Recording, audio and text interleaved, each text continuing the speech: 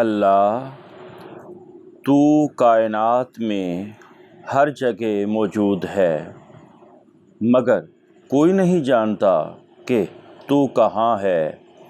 تو لاکھ پردوں میں عیاں اور ان گنت نشانیوں کے باوجود نہاں ہے۔ تنہائی اور محفل میں صرف تو ہی تو ہے۔ تو کہیں چھپا ہوا اور کہیں ظاہر ہے۔ دنیا کی میزبانی اور مہمانی صرف تجھ ہی کو سزاوار ہے، کیونکہ تیرے سوا کچھ بھی نہیں ہے۔ دنیا کے حسین باغ میں ہر سو تیری ہی خوشبو اور تیرے ہی رنگ بکھرے ہیں۔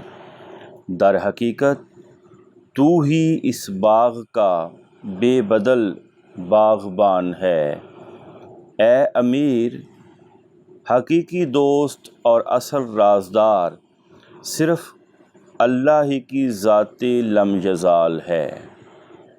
یہ تھا اس نظم کا خوبصورت الفاظ پر مشتمل خلاصہ، جسے آپ نے سن کر تحریر کر کے یاد کر لیا ہوگا، اور میری دعا ہے کہ اللہ تبارک و تعالیٰ آپ کو زندگی کے ہر امتحان میں کامیابیاں نصیب فرمائے۔